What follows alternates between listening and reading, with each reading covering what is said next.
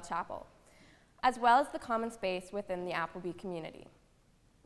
I'd like to start in Ireland, the place I spent every summer of my childhood with my family. Understandably, whenever I tell anybody that I spent my summer in Ireland, most people tend to have the same reaction. Their eyes widen with joy and curiosity, and they either say, "I'd love to go there one day," or, "It's such a beautiful country, isn't it?" Yes, it is a beautiful country, and yes, I would highly recommend to someone going one day. While it is a beautiful country, my trips to Ireland don't quite resemble those of the typical tourist. In actuality, my Irish experiences consist of going back and forth from seniors' homes to the homes of elderly relatives whose entire diet consists of tea and scones, and who feel obliged to offer you one of the two every couple minutes. My brothers, being considerably older, grew out of our family trips to Ireland when I was about 10, leaving me to Auntie Eva's slobbery kisses and unnerving right eye all by myself. The good news is, my grandma used to have a cat, Snowy. So naturally, Snowy was my only and best friend for the summer. So when my parents decided to surprise me with a 2-week holiday in Ireland this past summer, I was slightly disappointed, if not a bit terrified. I kept picturing me and my grandma's cat staring out into the rain with the song All By Myself playing in the background. But of course, my parents could not stress enough how much a visit from me would mean to my grandma. So, despite myself, I painted a smile on my face for my grandma and put my best foot forward onto the plane to Dublin. To my pleasant surprise, the trip, although lonely at times, turned out to be one of the most memorable trips of my life. The power of a positive mind became clear to me over the 2 weeks spent with my grandma. She had a positive, lively attitude despite recently making the transition from her old house to a senior's residence. She never failed to be positive, and her positivity was infectious. Spending time with her was an absolute joy. Her cheerfulness was contagious, and the many stories and memories she shared during our time together truly inspired me. If I had refused to make the trip, I doubt I would have ever thought to return to the place I spent almost every summer of my childhood.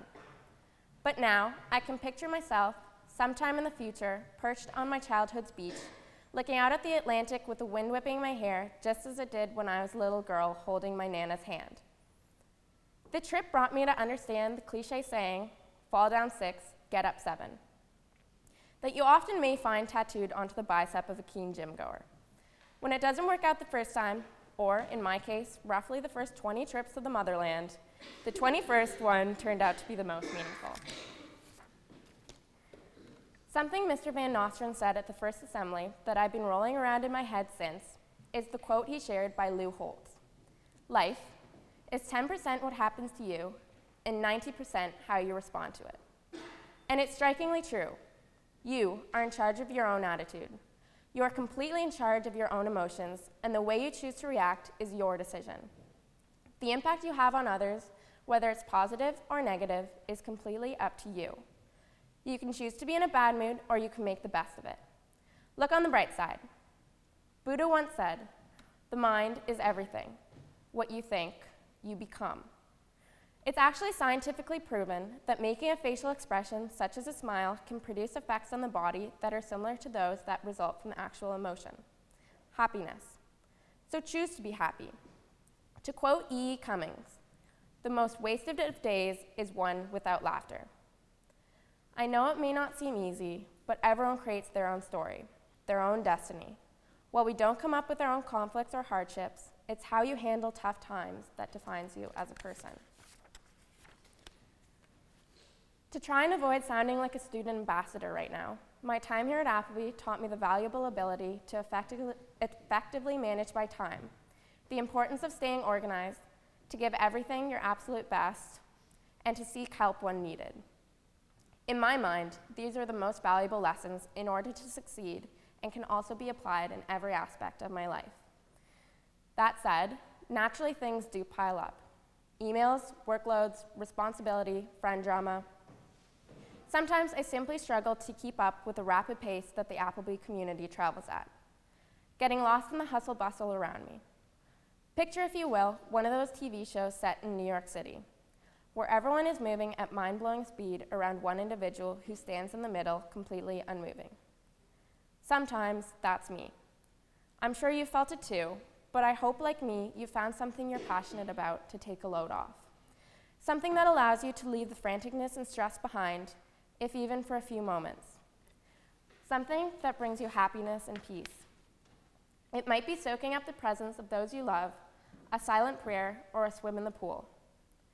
For me, it's horses. It's riding a course of jumps when you're so completely in the moment, everything else simply melts away. On occasion, I look into my horse's eyes, calm, and I realize how simple everything is for him. Here I am, practically in hysterics over my math test tomorrow, an English essay due on Friday, and chapel speech I have to write, and he's standing there looking out on the world, and the only thing he can think about is what time dinner is tonight. Keep it simple. Like him, don't get hung up on the little things. When you're stressed about anything, from schoolwork to friendship drama, think of my horse Truman. His head hanging out his stall, wishing so badly someone might come along and hook him up with a treat. He doesn't care if his buddy Oliver across the hall can jump higher or run faster. So why should you care if your friend's better at math or has the latest iPhone? Comparison is the thief of joy. Theodore Roosevelt said so, and I believe it. To all the young men and women in the chapel, please don't compare yourself to the people in the media.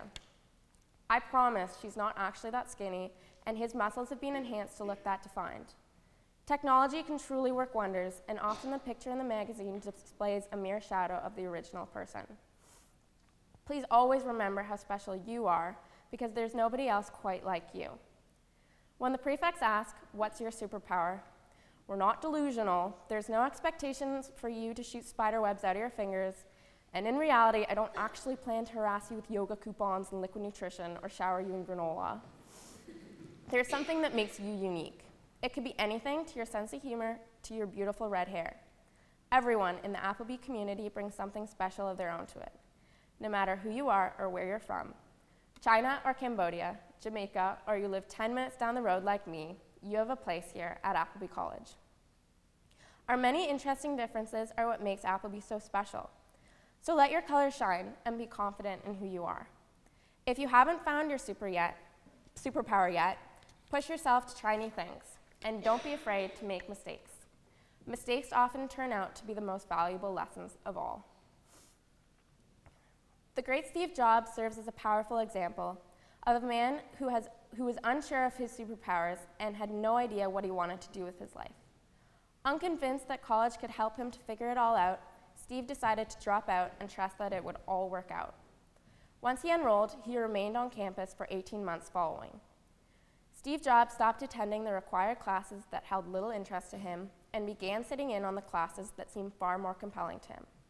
Steve had hardly a cent to his name and slept on the floors of his friends' dorms. But he claims it was the best decision he ever made. All of the knowledge Steve stumbled upon following his curiosity and taking that leap of faith proved valuable in his successful future. For example, the single calligraphy course he sat in on college led to the first computer with beautiful typography, the Macintosh. As I look around the chapel, I see so many talented people and colorful personalities. To my fellow senior twos sitting in this chapel, as we enter our final year together, the next chapter of our lives looming over us, looking to leave our own mark on the Appleby College legacy. Let's take it one step at a time. Let's be positive. Let's be motivated to conclude our Appleby experience with the best year yet.